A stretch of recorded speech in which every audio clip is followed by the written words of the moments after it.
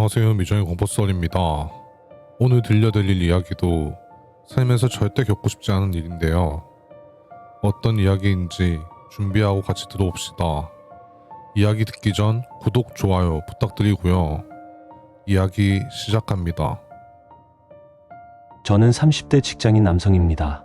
사연 보낸 이유는 제가 이 일을 겪고 난 뒤에 한참 동안 잠도 잘 못 자고 식욕도 많이 떨어지고 건강이 많이 안 좋아졌던 이야기입니다. 때는 지금으로부터 6년 전입니다. 저는 직장에서 업무를 보던 중이었습니다. 그날은 평소보다 기분이 별로 안 좋았는데요. 그 이유는 며칠 전부터 지금은 헤어진 전 여자친구와 사소한 다툼으로 싸우게 되어서입니다. 정말 사소한 문제로 싸우게 되었는데요. 싸우는 당일에 여자친구와 저는 시내에서 만나 저녁 식사를 하고 있던 중이었습니다. 식사하면서 밥 먹고 어디 갈지, 영화는 뭐 볼지 정하고 있었는데 옆 테이블에 있는 커플들이 여행 이야기하는 소리가 들렸습니다. 옆 테이블이 여행 가는 소리를 듣자 여자친구는 갑자기 기분이 다운되더군요. 저는 눈치 없이 여자친구에게 영화 보고 집에 가자고 했고, 여자친구는 순간 저에게 매일 집에만 있냐며 화를 냈습니다. 영화가 끝나면 새벽 시간인데 어디 갈 곳 있냐고 저는 물었고, 여자친구는 우리도 여행 좀 다니면 안 되냐고 하더군요. 마침 저는 회사에 프로젝트가 많아서 당분간 여행은 무리였고, 그리고 저는 원래 여행 다니는 것을 별로 좋아하지 않고 쉬는 날에는 집에서 하루 종일 침대에 누워있는 걸 좋아해서 솔직히 시내에서 밥 먹고 영화 보는 거 말고는 별로 내키지 않았습니다.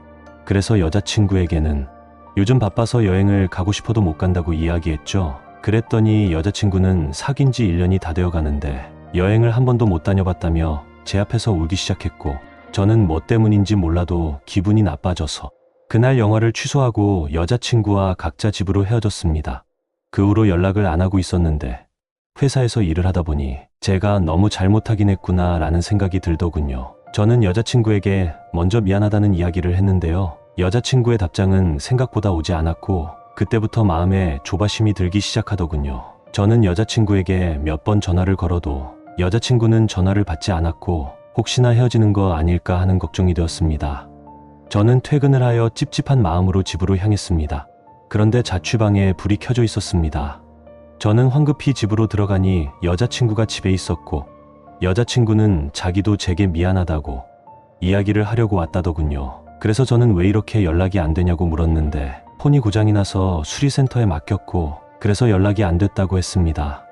그 이후로 저희는 기분을 풀었고 여자친구가 가고 싶어하는 여행을 가기로 마음먹었습니다. 저희는 2박 3일 여행으로 계획하고 강원도로 여행을 떠났고, 첫날은 시내에서 놀다가 근처 아무 숙소나 잡아서 잠을 잤고, 두 번째 날에는 첫날에 시내에서 하루를 놀았으니 여행 오기 전 잡아놓은 펜션으로 향했습니다.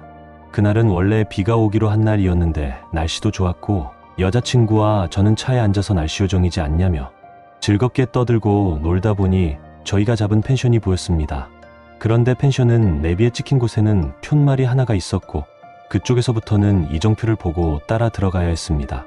저는 펜션이 정말 깊숙이 있다고 생각했고 여자친구도 옆에서 뭔가 무섭다는 이야기를 하며 들어갔습니다. 그렇게 이정표를 보고 가다 보니 펜션이 보이기 시작했고, 예약했을 때 본 사진보다 펜션이 더 근사해 보였습니다. 그런데 너무 산속 깊이 있다고 생각이 들더군요. 그렇게 저희는 펜션에 도착했고 시간은 오후 1시가 되어가고 있었습니다. 입실 시간보다 빨리 오게 되어서 사장님에게 미리 말씀을 드려서 마트에서 사온 고기와 음료 그리고 술 등을 냉장고에 맡겨달라고 할 예정이어서 펜션 안쪽으로 짐을 들고 걸어가고 있었는데 아주머니 한 분이 정색을 하시며 누구냐고 물었고, 저희는 오늘 펜션 예약한 사람이라며 이야기했습니다. 그러자 아주머니는 표정이 굳은 상태로 저희에게 따라오라고 하셨고, 저희는 아주머니 뒤를 따라 사무실같이 보이는 곳으로 갔습니다. 아주머니는 이름을 물어보셨고 저는 예약자인 제 이름을 말했습니다. 그랬더니 지금 바로 입실해도 된다고 이야기하시더군요. 그러면서 웬만하면 밤에는 밖으로 나오지 말라고 하셨고 주위에도 돌아다니지 말고 숙소 안에서만 지내라고 하셨습니다. 저는 일단 아주머니의 불친절한 응대에 기분이 별로 좋지 않았고 씩씩거리며 방으로 향했습니다. 방에 들어가 보니 아주머니의 응대와는 달리 방은 깔끔했고 생각보다 더 좋았고 옆에서 기뻐하는 여자친구를 보니 저도 기분이 좋아지더군요. 그렇게 짐을 정리하고 나니 한 가지 좀 이상했던 점이 있습니다. 방에서 제사 지낼 때 나는 향냄새가 진동하더군요. 여자친구 냄새 좀 빼자며 문 열어놓고 산책하고 오자고 했고, 여기서 차를 타고 밖에 나갔다 오는 건 무리라는 생각이 들어서 여자친구와 펜션 주변의 산을 둘러보기로 했습니다. 저희가 펜션으로 나올 때 어떤 아저씨 한 분이 계셨는데 아까 아주머니와 다르게 밝게 웃으면서 저희를 맞이해 주셨고, 아저씨는 이 주변에 늦짐승들이 많으니까 웬만하면 숙소에 있으라고 다시 한번 말해 주셨습니다. 그리고 밤에는 방에서 나오지 말 것을 말해 주더군요. 거기에 덧붙여서 오늘은 손님들이 만실이어서 자기도 바빠서 밤에는 안 보일 수 있으니 필요한 건 숙소 안에 다 비치해뒀다고 이야기하셨습니다. 여자친구와 저는 알겠다고 이야기한 후 주변을 둘러보고 있는데, 당신은 여름에서 가을로 넘어가는 계절이어서 날씨도 선선하고 공기도 좋아서 이야기를 하다 걸으니 시간 가는 줄 모르고 주변을 구경했습니다. 구경을 하다 보니 어디까지 온지 모르겠는데 날씨는 점점 흐려지기 시작했습니다. 저희는 빨리 숙소로 돌아가자고 했고, 숙소로 가야 하는데 어디로 가야 하는지를 모르겠더군요. 휴대폰도 숙소에 놔두고 나왔는데 그 와중에 비는 쏟아지기 시작했고, 주변에는 집도 없고 아무것도 없어서 빨리 길을 찾아서 가자고 했습니다. 그렇게 조금씩 길을 걷다 보니 앞에 어떤 머리 긴 여자 한 명이 서 있는 게 보였고, 여자친구에게 저 사람한테 이야기를 해보자고 했습니다. 순간 여자친구는 아무 말도 하지 않고 조용히 서 있었고, 저는 왜 그러냐고 물어보니 이 산골에 비 오는데 가만히 서 있는 게 정상이냐고 묻더군요. 저도 그 말을 듣자 온몸에 소름이 돋기 시작했고, 저는 여자친구의 손을 잡고 조심히 그쪽으로 걸었습니다. 반대 방향으로 가고 싶었지만 앞에 여정표를 보니 그 여성이 서 있는 방향이 저희 숙소 방향이더군요. 여자친구와 저는 벌벌 떨며 그쪽으로 가고 있었는데 가까이 갈수록 뭔가 이상했습니다. 아까 멀리서 볼 때는 여자의 뒷모습으로 보였던 게 가까이서 보니 2미터도 안 되어 보이는 나무 한 그루였고, 여자친구와 저는 안심하고 뛰어서 이정표를 따라 숙소로 들어갔습니다. 저희는 비를 홀딱 맞고 숙소로 들어왔고, 숙소로 들어와서 시간을 보니 오후 5시가 다 되어 가더군요. 그런데 숙소를 들어오면서 보니 다른 사람들 차는 보이지 않았고, 오늘 만실이라고 하더니 사람들은 늦게 올 건가 보다 생각했습니다. 저희는 씻고 몸을 녹이고 바베큐를 해먹을 준비를 했고, 아까 봤던 펜션 아저씨가 숯불을 해서 가져다 주셨습니다.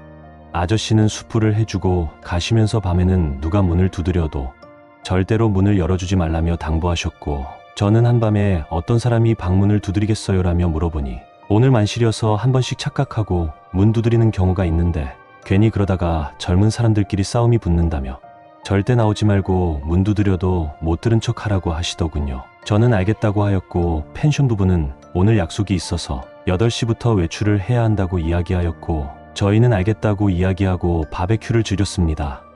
여자친구와 테라스에서 앉아서 바베큐를 먹으며 밖을 보니 다른 투숙객들은 아무도 오지 않았고 왠지 저희만 있는 기분이 들더군요. 저희는 바베큐를 대충 먹고 정리를 했고 빨리 방에 들어가서 영화나 보자고 이야기했습니다. 영화를 보고 있는 도중에 어딘지 모르겠는데 웃는 소리가 들렸고, 저는 드디어 사람들이 왔나 보다라고 생각했죠. 뭔가 그때부터는 사람들도 오고 하니 마음에 안정이 찾아왔습니다. 여자친구도 사람들 늦게 들어온다는 이야기를 하였고, 시계를 보니 9시가 넘어가고 있었습니다. 밖에서는 사람들이 이야기하는 소리가 들렸고, 그날 너무 피곤해서였는지 빨리 잠에 들었습니다. 얼마나 잤을까 싶었는데 순간 저희 방문을 황급하게 두드리는 소리가 들렸고, 저는 휴대폰을 보니 새벽 2시가 다 되어가는 시점이더군요. 문을 열고 밖으로 나가려고 했는데 순간 아저씨가 해준 말이 생각났고, 괜히 지금 나가면 싸우겠다라는 생각이 들었습니다. 그래서 누워서 자려고 했는데 그 순간 밖에서는 심하다 싶을 정도로 문을 두드리는 소리가 들렸고, 여자친구는 일어나서 무슨 일 생기는 거 아니냐고 했습니다. 그러면서 저보고 밖에 나가서 무슨 일인지 확인하라고 하더군요. 저는 너무 화가 나서 문 앞으로 갔는데요. 그 순간 밖에서는 집안의 소리가 들렸는지 조용해지더군요. 문을 열지 않은 상태로 여기 다른 방이니 본인 방으로 가라고 이야기했고, 그 말을 들었는지 밖에서는 웃는 소리가 들렸는데 저는 너무 화가 나서 문을 열었습니다. 그런데 문 밖에는 사람이 있었던 흔적조차 없었고 새벽 시간이어서 불빛 하나 없이 고요했습니다.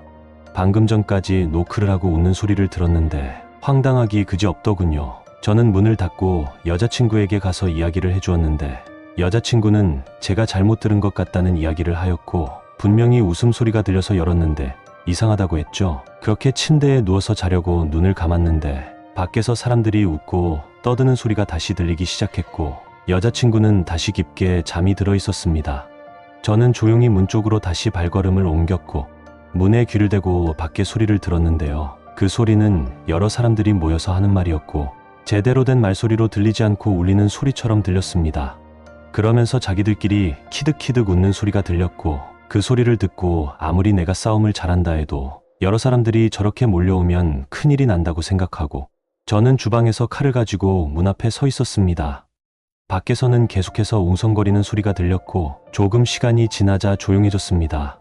저는 너무 무서워서 떨리는 손을 잡고 펜션 주인에게 연락을 했고 새벽 시간이어서 그런지 모르겠지만 전화를 받지 않으셨습니다. 그렇게 뜬 눈으로 밤을 새고 해가 뜨는 걸 보니 뭔가 마음이 놓였고 그제서야 잠을 잤습니다. 잠시 뒤 여자친구는 현관에 자고 있는 저를 깨웠고 왜 여기서 자고 있고 칼은 뭐냐며 저에게 묻더군요. 저는 어제 있었던 이야기를 다시 해줬는데요. 여자친구는 어제 자기는 잠에서 깬 적이 없다고 하였고 아저씨가 밤에 나가지 말라고 했는데 왜 오빠를 밖으로 나가보라고 했겠냐고 했습니다.